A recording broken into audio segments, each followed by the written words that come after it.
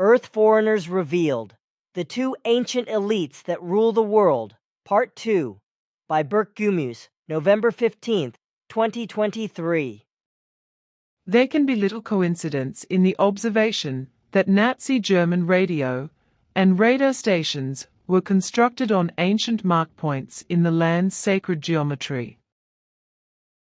Nigel Pennick.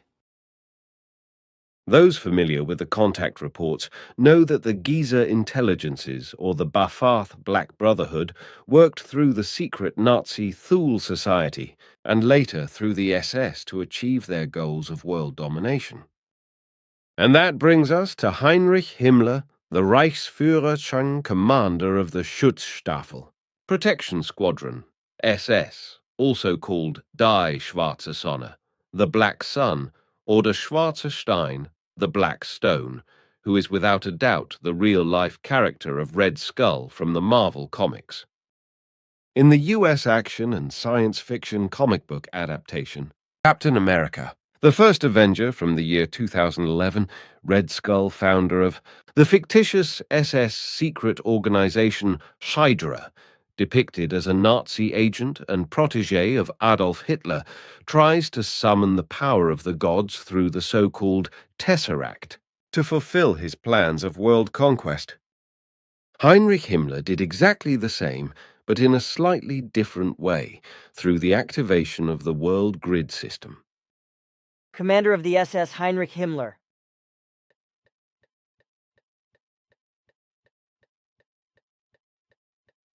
Depiction of Red Skull from Captain America, the First Avenger.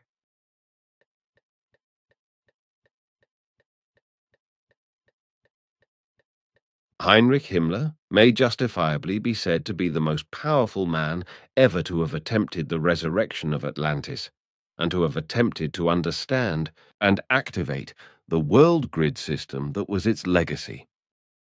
This he did by establishing officially, on July 1st, 1935, a department called the Ahnenobedienst, the so-called Ancestral Research Bureau, to research ancient texts and sites and to establish their supposed Aryan patrimony.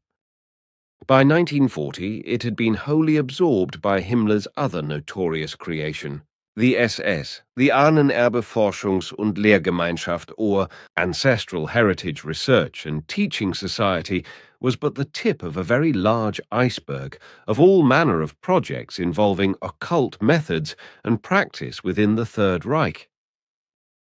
The German Navy employed a research institute that attempted to locate Allied ships using dowsers, astrologers, pendulum geomancers, naval charts, and a whole host of occult and magical techniques.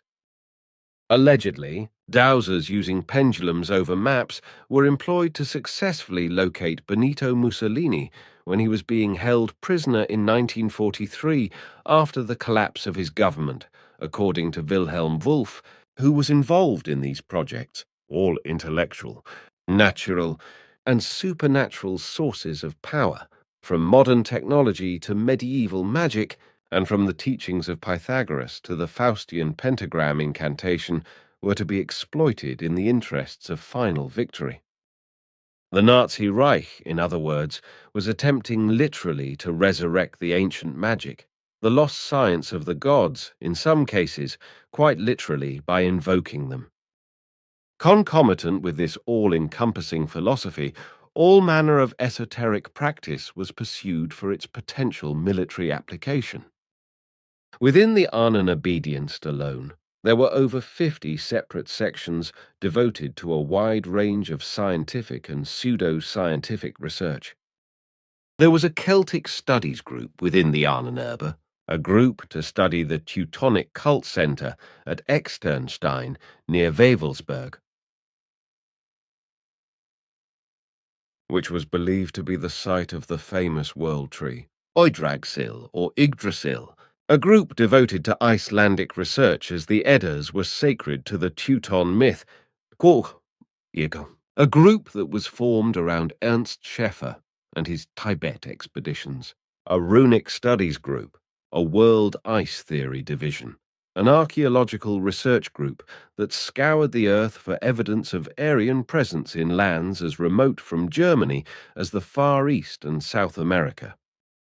In addition to this, one does not have to dig very long to see that part of this research also included serious effort to understand the world grid, and if possible to tap into whatever sources of power it represented, from geomancy to torsion. The grid and Hitler's East Prussia headquarters. Hitler's East Prussia headquarters, the Wolfschanze at Rastenburg, for example, has always been something of a mystery to military historians unaccustomed to examining the influence of esoteric systems of thought on Nazi practice.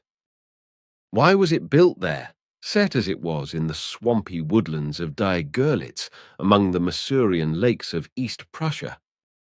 Why build a headquarter in a wooded swamp?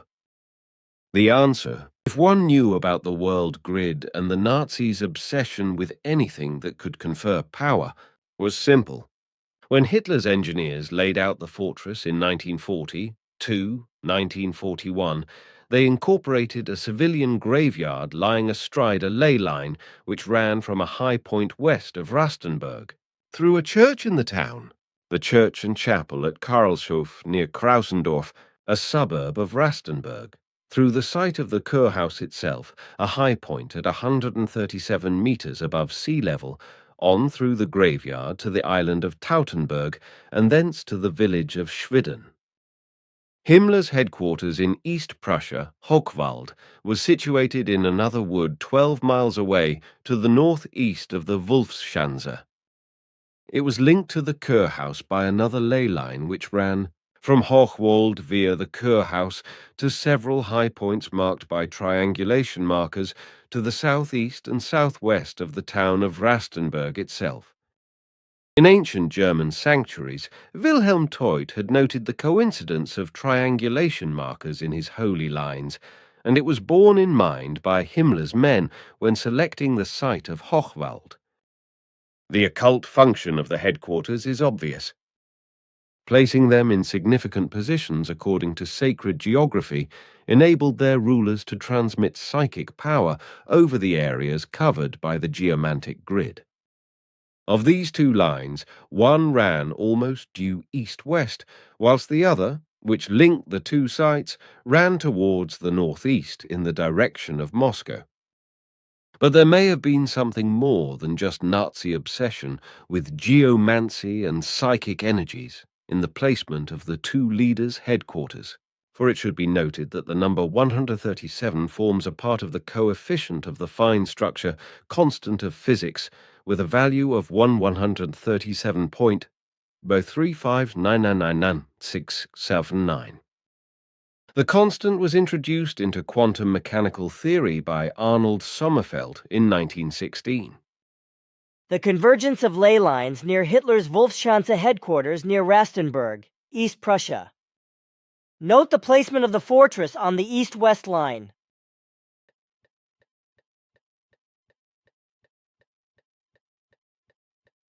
Official and unofficial German interest in the occult in general, and geomantic systems in particular, goes back at least to the era of the Holy Roman Empire, when the secret imperial star chamber, the Heilige Vaim or Holy Vaims, initiates and executioners would often meet secretly at night at various sacred geomantic sites. By the time of King Frederick the Great's Prussia, this esoteric interest had become fully fledged. Frederick founded the Afrikanischen Bauherren, or Order of Architects of Africa, centering it at his Constantinople Lodge in Berlin. There, its initiates studied hieroglyphics, the sciences, history and antiquities, and the Manichaean mysteries. This fascination with ancient mysteries, esotericism, and knowledge was accompanied by an interesting claim, for Frederick's Prussian Grand Lodge also asserted its continuity from another ancient society, the World Wise Men. This White Lodge is the same group of hidden masters described by Madame Blavatsky's Theosophical Society and the German Thule Society, from which many leading Nazis came. The Prussian Freemasons claimed that these world wise men were none other than the Carpocratians, a group of Christ's disciples to whom he communicated a secret science, transmitted afterwards to the Templars, and thence via Scotland to the Swedish Rite Freemasons. They were also traditionally endowed with the mastery of a mysterious power drawn from the earth, vril. The peculiar connection with the earth grid, however, is manifest in the fact that the Freemasons of Frederick the Great's Prussia claimed this hidden elite had the mastery of the vril energy drawn from the earth. These ideas of a continuity with an ancient elite and of vril or earth energy force became cardinal principles of the ideology of the Thule Gesellschaft. The Thule Society, as mentioned before, was one of the secret fraternities that helped to midwife the Nazi Party into existence. The Thule Society believed that by harnessing the Earth electromagnetic swinging waves, which they simply called vril, or earth energies, could raise Germany to an unassailable position of world domination. By 1919, the Thule Society, which had been founded in 1912, had become a rallying point for Bavarian mystical anti-Semites. Anton Drexler, original leader of the German Workers' Party, was a member. So was Rudolf Hess, soon to become Hitler's right-hand man, as was Alfred Rosenberg, future philosopher of National Socialism. This society claimed to be the instrument of the legendary secret chiefs of Tibet, descendants of the survivors of Atlantis living somewhere in the remote Himalayas. These hidden masters, the Thule Society, like so many other fraternities that claimed such continuity with an ancient elite, identified with the White Lodge or White Brotherhood, never bothering to consider the other assertion of esoteric tradition, that there was a Black Lodge or Brotherhood or elite as well, and that they might be in continuity with something whose agendas and moral compass were quite different than what was assumed of the White Lodges from which they claimed descent.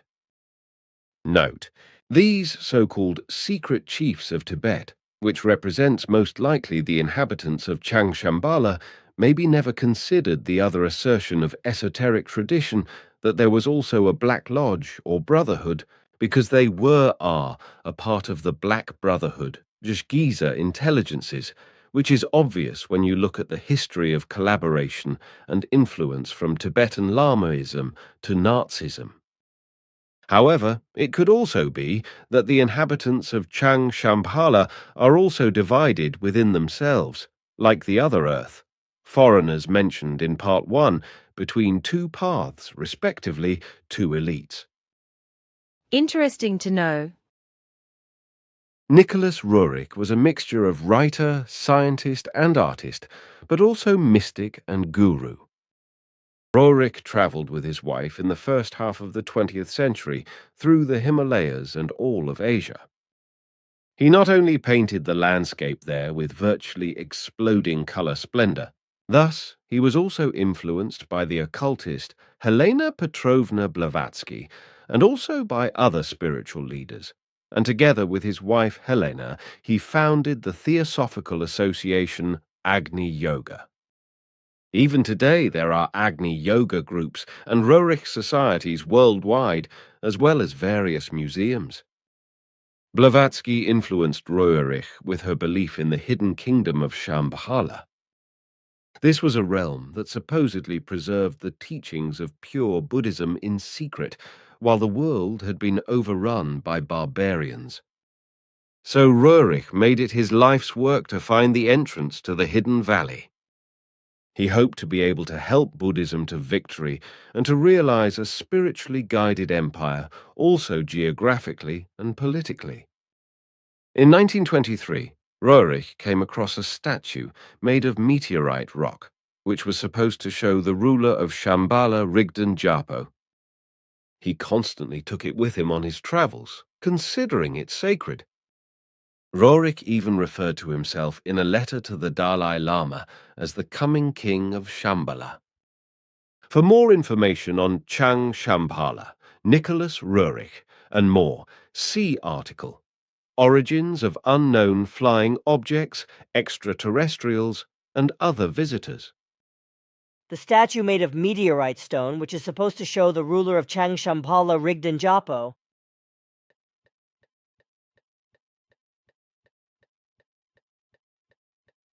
Painting from Nicholas Roerich with the title Command of Rigdan